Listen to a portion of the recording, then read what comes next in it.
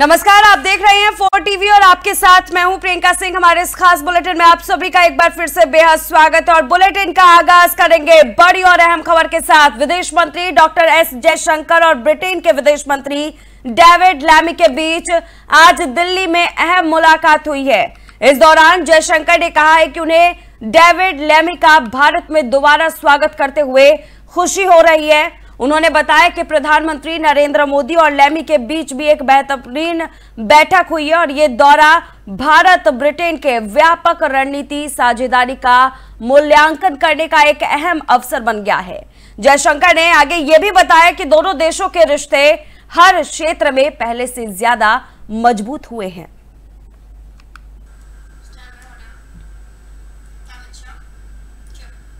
और चलिए अगली बड़ी खबर की ओर रुख करेंगे। दिल्ली में केंद्रीय गृह मंत्री अमित शाह ने हाल ही में नक्सल प्रभावित क्षेत्रों में चले सफल ऑपरेशन में अहम भूमिका निभाने वाले अधिकारियों से मुलाकात की है।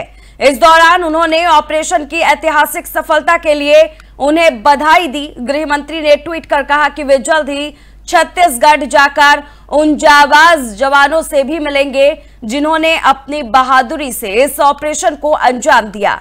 शाह ने साफ कहा है कि मोदी सरकार भारत को नक्सलवाद के अभिशाप से पूरी तरह मुक्त करने के लिए प्रतिबद्ध है।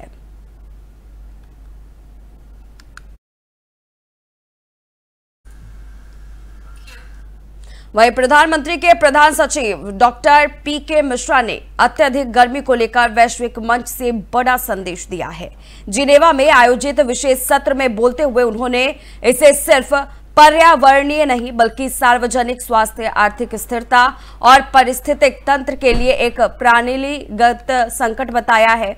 उन्होंने संयुक्त राष्ट्र महासचिव के आह्वान का समर्थन करते हुए कहा कि इस वैश्विक खतरे से निपटने के लिए साझा रणनीति और सहयोग जरूरी है। डॉक्टर मिश्रा ने UNDRR की पहल को भारत की ओर से समर्थन देते हुए कहा कि भारत एक साझा वैश्विक ढांचे के लिए तैयार है।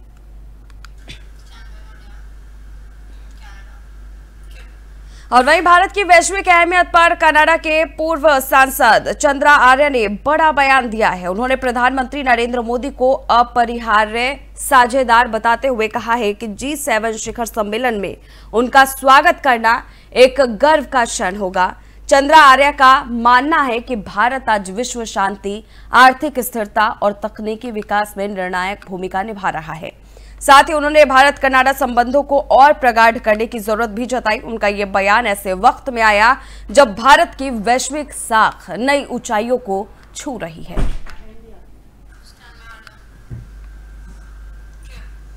और वहीं हजारीबाग में शेख भिखारी मेडिकल कॉलेज की लापरवाही उजागर करना अब भारी पड़ता दिख रहा है।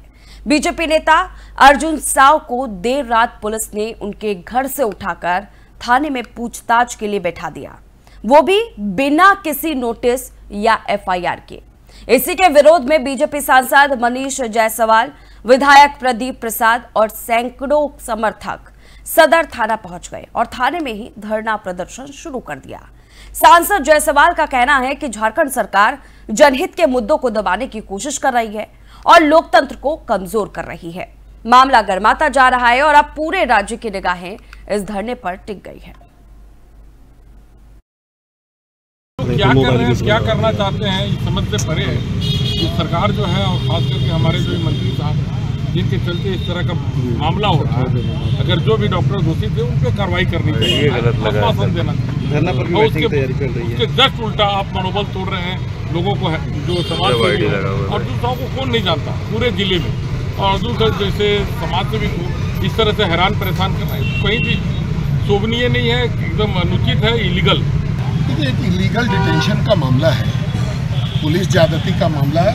एक अर्जुन साहब एक समाज सेवी है, बरीक है, वो किसी उनको कल 12 बजे के करीब में यहाँ सदर थाना से और भी थाना से फ़ोन गया कि आप आइए पूछताछ करिए। वो आए हैं, उसके बाद से उनको बिठा करके रखा गया है।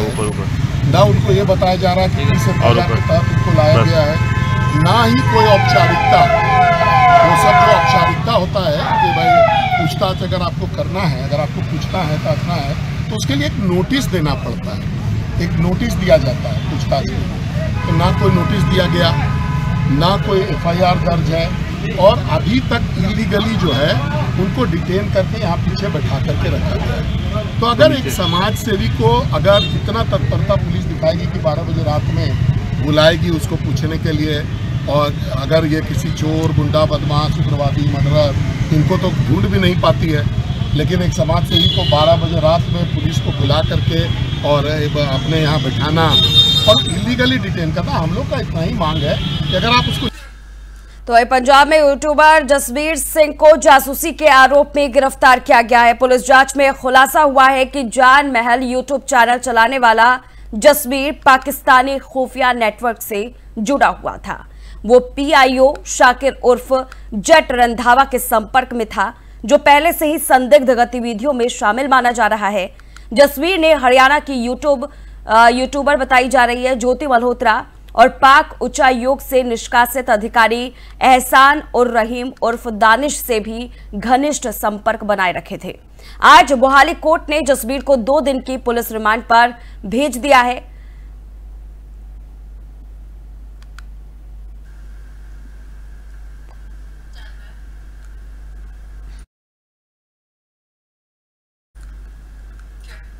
और चलिए आगे बढ़ेंगे। दिल्ली के परिवहन मंत्री पंकज कुमार सिंह ने पिछली सरकार पर तीखा हमला बोला है। उन्होंने कहा है कि मेट्रो, पानी, स्वास्थ्य और सड़क व्यवस्था जैसी बुनियादी जरूरतों की बदहाली पूर्ववर्ती सरकारों की लापरवाही का नतीजा है, लेकिन अब दिल्ली मेट्रो कॉरपोरेशन पूरी निष्ठा के साथ आगे बढ़ रही है और जल्द जनता को बेहतर सुविधाएं मिलने वाली है। पंकज सिंह का दावा है कि सरकार अपने हर वादे पर खड़ा उतरेगा और दिल्ली को एक सुलझी और आधुनिक परिवहन व्यवस्था देने में कोई कसर नहीं छोड़ेगी।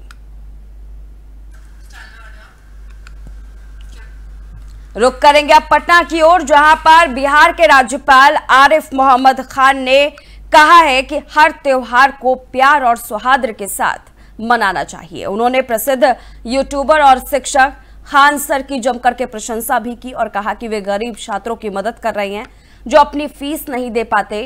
राज्यपाल ने कहा कि ऐसे कार्यों के लिए छात्रों की ओर से उनके दिल से दुआएं निकलती होंगी। उन्होंने खान सर को धन्यवाद दिया और भगवान से प्रार्थना की कि वे और भी महान कार्य करने की शक्ति दे, ताकि वे और भी ऐसे छात्र तैयार कर सके जो करुणा के साथ समाज सेवा करें।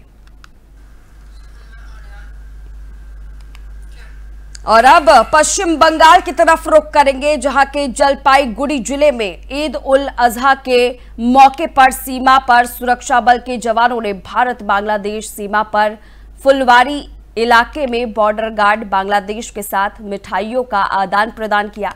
यह क्षण भाईचारे और दोस्ती का प्रतीक रहा, जहां दोनों देशों के जवानों ने मिलकर पूर्व की खुशियों को साझा किया। इस मौके पर सीमा पर सौहार्द और एकता का संदेश भी साफ तौर पर देखने को मिला। तो वही पंजाब के मोगा में नगर निगम की टीम ने बस्ती सादा वाली इलाके में अवैध अतिक्रमण के खिलाफ कड़ा अभियान शुरू किया है। एसएसपी मोगा अजय गांधी ने बताया कि संपत्ति के मालिक के खिलाफ पहले से ही 33 एफआईआर दर्ज है और वो कई मामलों में वांछित अपराधी भी है। कानून व्यवस्था बनाए रखने के लिए पुलिस मौके पर मौजूद है और जल्द ही आवश्यक कार्रवाई की जाएगी। ये कदम स्थानीय प्रशासन की सख्ती को दर्शाता है, जो अवैध अतिक्रमण को बर्दाश्त नहीं करेगा।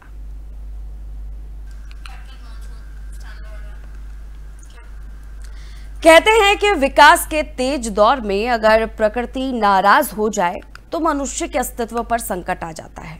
इस बात के लक्षण हमें आज भारत में साफ दिखाई दे रही हैं। कभी किसी क्षेत्र में बारिश ना होना और सूखे की स्थिति बन जाना, तो कहीं इतनी अधिक बारिश कि जनजीवन पूरी तरह से प्रभावित हो जाए। ये सब प्रकृति की असंतुष्टि के संकेत है। इस साल मानसून ने देश में पहले ही दस्तक दी है, जिसके कारण देश के कई हिस्सों में लगातार बारिश हो रही है। इससे लोगों की दिनचर्या पूरी तरह से प्रभावित है। भारत में यह असामान्य मानसून पैटर्न ग्लोबल वार्मिंग और पर्यावरणीय बदलावों का परिणाम हो सकता है।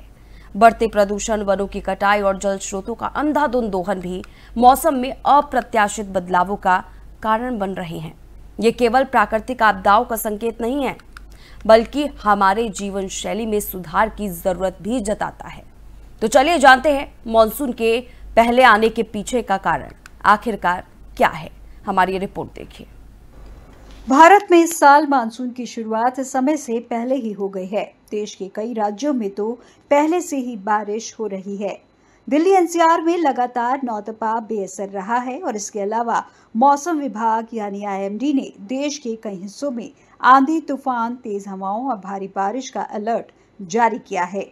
वहीं केरल और महाराष्ट्र में तो मानसून ने पहले ही दस्तक दे दी है। आपको बता दें कि हर साल देश में मानसून 1 जून या उसके बाद से शुरू होता था, लेकिन इस बार पहले ही मानसून की शुरुआत हो चुकी है। समय से पहले मानसून आने का कारण। देश में समय से पहले मानसून के आने के पीछे कई मौसम और जलवायु कारक जिम्मेदार होती हैं। इनमें समुद्री सतह का तापमान एक महत्वपूर्ण भूमिका निभाता है, क्योंकि गर्म समुद्री पानी से वाष्प का उत्सर्जन बढ़ता है, जिससे मानसून सक्रिय होता है। मौसमी हवाओं का व्यवहार भी मानसून की दिशा और गति को प्रभावित करता है। मेडीन जूलियन ऑसिलेशन (MJO) जैसे कारक जो वायुमंडल में हवा के दबाव में उतार चढ़ाव को बताता है, मानसून की तीव्रता और समय को नियंत्रित करते हैं। इसके अलावा एल नीनो और ला नीना जैसे प्रभाव भी मानसून की गति पर प्रभाव डालते हैं। वायुमंडलीय दबाव में बदलाव जैसे उष्णकटिबंधीय क्षेत्र में उच्च या निम्न दबाव मानसून को तेज या धीमा कर सकते हैं। इसके साथ ही जलवायु परिवर्तन के कारण तापमान और हवाओं के पैटर्न में बदलाव हो रहे हैं, जो मानसून के असामान्य व्यवहार का कारण बन रहे हैं। ये सभी कारक मिलकर मानसून के समय से पहले या विलंब से आने में भूमिका निभाते हैं। इसलिए मौसम विभाग लगातार इन प्रणालियों पर नजर रखता है। समुद्री सतह का तापमान। आपको बता दें कि जब अरब सागर और बंगाल की खाड़ी में समुद्री सतह का तापमान नॉर्मल से ज्यादा हो जाता है, तब ऐसे में हवा का बहाव स्थल की ओर होता है और मानसून जल्दी शुरू हो जाता है, क्योंकि समुद्री सतह का तापमान हवाओं में नमी को बढ़ाता है, जिससे मानसून के लिए अनुकूल स्थिति बनती है। मौसमी हवाओं का व्यवहार। मानसून की ज्यादातर निर्भरता दक्षिण पश्चिमी हवाओं पर होती है, इसलिए जब भी जेट स्ट्रीम या फिर दूसरी वैश्विक हवाएं समय से पहले दक्षिण की तरफ खिसकती हैं, तो मानसून की शुरुआत जल्दी हो जाती है। वायुमंडलीय दबाव में बदलाव। जब भारतीय उपमहाद्वीप पर हवाओं का दबाव कम हो जाता है, तो हवाओं का बहाव समुद्र से स्थल की तरफ होने लगता है। इससे मानसून की शुरुआत पहले ही हो जाती है। जलवायु परिवर्तन। धरती पर तेजी से बढ़ रहे ग्लोबल वार्मिंग के कारण मौसम के पैटर्न में बदलाव हो रहा है, जिससे तापमान में बढ़ोतरी और बारिश के पैटर्न प्रभावित हो रहे हैं। इससे भी समय से पहले मानसून आ सकता है। क्यों नहीं तप रहा नौतपा मरता है और इससे गर्मी की संभावना बढ़ जाती है और अत्यधिक गर्मी के कारण पृथ्वी पर हवा का दबाव कम हो जाता है और हवाएं ऊपर की तरफ चलने लगती हैं। उसे भरने के लिए समुद्री हवाएं भारत में प्रवेश करती हैं और वर्षा करती हैं, लेकिन इस बार समय से पहले समुद्री हलचल के कारण समुद्री हवाओं को बहाव भारत की ओर पहले हो गया, जिसके कारण नौतपा का असर नहीं दिख रहा है। वैज्ञानिकों ने बताई ये वजह। मौसम वैज्ञानिकों के मुताबिक भारत में नौतपा के बेअसर होने का मुख्य कारण अरब सागर और बंगाल की खाड़ी में नमी का बढ़ना है। इसी दौरान समुद्र का टेम्परेचर सामान्य से अधिक रहा, जिसके कारण मानसूनी हवाएं तेजी से सक्रिय हो गईं। फिर पश्चिमी हवाएं चली और चक्रवाती हलचलों ने भी मानसून को बढ़ने में मदद की। इसके अलावा दुनिया भर में होने वाला जलवायु परिवर्तन भी मौसम के इस पैटर्न में बदलाव का एक बड़ा कारण बन रहा है।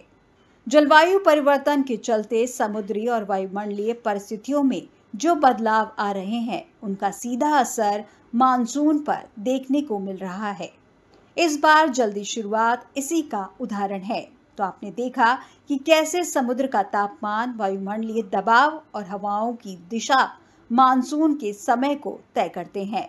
लेकिन इसका मतलब यह भी है कि अगर हम प्रकृति के साथ सामंजस्य नहीं बनाएंगे, तो ऐसे बदलाव और अधिक खतरनाक हो सकते हैं।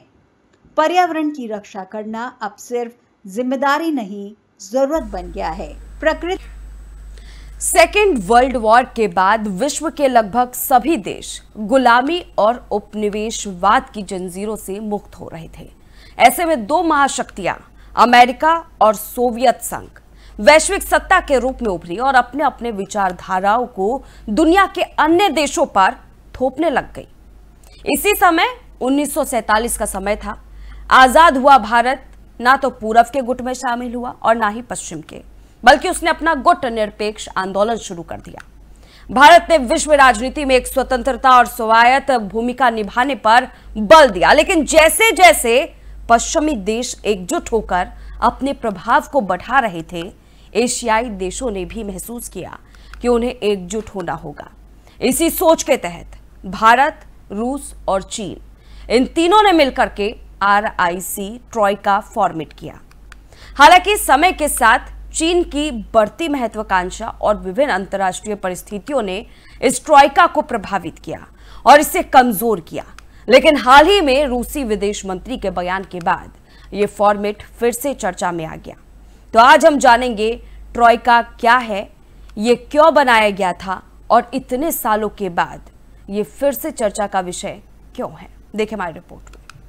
राजनीतिक दिशा दशा बदलने और पश्चिमी देशों के बढ़ते दबाव ने दक्षिण पश्चिम देश, खासकर भारत, रूस और चीन को यह एहसास दिलाने लगा है कि ये पश्चिमी देश हमें आपस में लड़ाने का काम कर रहे हैं। ये कूटनीतिक और आर्थिक हित को साधने के लिए हम विकासशील देशों का शोषण कर रहे हैं। इसलिए इन देशों ने एक ऐसे संगठन बनाने पर बल दिया जो पश्चिमी देश, खासकर अमेरिका को उसी की भाषा में जवाब दे सके। आपको बता दें कि इसकी स्थापना 1990 के दशक में रूस के पूर्व प्रधानमंत्री येवगेनी प्रिमाकोव की पहल पर हुई थी। इस फॉर्मेट की स्थापना के बाद से अब तक करीब 20 बार से ज्यादा मंत्री स्तर की बैठकें आयोजित हो चुकी है। ये बैठकें न सिर्फ विदेश नीति के प्रमुखों के स्तर से संपन्न हुई, बल्कि इसमें तीनों देशों की आर्थिक, व्यापारिक और वित्तीय एजेंसियों के प्रमुखों के स्तर पर बैठकें आयोजित हुई। अब आते हैं हम अपने पहले सवाल पर कि RIC ट्रॉयका फॉर्मेट क्या है। आपको बता दें, RIC ट्रॉयका फॉर्मेट रसिया, इंडिया, चाइना का एक ट्रायंगल है।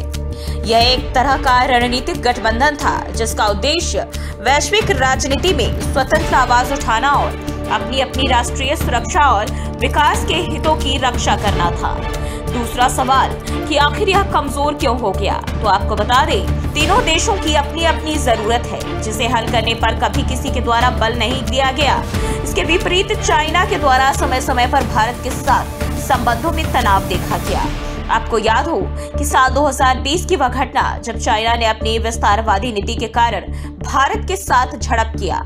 दरअसल भारत और चीन के बीच साल 2020 में गलवान घाटी में हुए सैन्य विवाद के बाद से RIC ट्रॉयका को स्थगित कर दिया गया था। हालांकि अक्टूबर 2024 में रूस के कजान में आयोजित ब्रिक्स समिट के दौरान प्रधानमंत्री नरेंद्र मोदी और चीनी राष्ट्रपति शी जिनपिंग की मुलाकात में दोनों नेताओं ने दोनों देशों के द्विपक्षीय रिश्तों में सुधार की आवश्यकता जताई थी। लेकिन जिस तरह से चाइना ने भारत पाक युद्ध के समय पाकिस्तान का खुलकर समर्थन किया, इसे फिर से खड़ा करना ट्रॉयका को सवालों के घेरे में लाकर खड़ा कर देता है, जो इस फॉर्मेट को बार बार कमजोर करता है। तीसरा सवाल कि यह फिर चर्चा में आया, तो आपको बता दें कि रूस के विदेश मंत्री सर्गेई लावरोव राल पर्वतों के बीच बसे शहर पौम में आयोजित एक अंतर्राष्ट्रीय सामाजिक और रणनीतिक सम्मेलन को संबोधित कर रहे थे। इस दौरान उन्होंने कहा कि मॉस्को रूस, भारत, चीन यानी RIC फॉर्मेट के तहत गतिविधियों को फिर से शुरू करने में अपनी रुचि रखता है। रूस का साफ तौर पर कहना था कि वह देख चुका है अमेरिका कुछ भी नहीं कर सकता, क्योंकि वह खुद आज एशियाई देशों के बढ़ते आर्थिक विकास और संबंधों से परेशान है। इसलिए अब समय आ गया है कि संगठन को फिर से जीवित किया जाए। उन्होंने कहा कि जैसा मैं समझता हूँ, आज की तारीख में भारत और चीन के बीच सीमा परिस्थिति को शांत कराने के लिए एक सहमति बन चुकी है और मुझे लगता है कि अब समय आ गया है कि इस RIC ट्रॉयका को फिर से सक्रिय किया जाए। लेकिन सवाल फिर वही कि क्या चाइना अपने विचारों में बदलाव करेगा, क्योंकि उसने हमेशा भारत के साथ धोखा किया है। इसके अलावा रूसी विदेश मंत्री सर्गेई लावरोव ने नाटो पर भी आरोप लगाया। उन्होंने कहा कि आज नाटो खुले तौर पर भारत को चीन के खिलाफ साजिशों में शामिल करने की सोच रहा है। उन्होंने कहा, मैं यह बात भारत के साथ गोपनीय बातचीत के आधार पर कह रहा हूं कि मुझे इस बात पर कोई शक नहीं। हमारे भारतीय दोस्त और हम इस प्रवृत्ति को स्पष्ट रूप से देख रहे हैं, जिसे वास्तव में उकसावे की एक बड़ी कार्रवाई कहा जा सकता है। इस बयान से साफ है कि रूस भारत के साथ सहयोग और समर्थन को प्राथमिकता दे रहा है। वहीं चीन के प्रति रूस की कुछ शंकाएं अभी भी बनी हुई है। RIC ट्रोइका फॉर्मेट एक ऐसा गठबंधन जो तीसरी दुनिया के देशों को वैश्विक राजनीति में स्वतंत्रता और सामूहिक ताकत प्रदान करने के लिए बनाया गया था। हालांकि समय समय पर इसकी चुनौतियां और बाधाएं आई, लेकिन रूस के हालिया बयान ने इस फॉर्मेट को फिर से सक्रिय करने की संभावना को बढ़ा दिया है।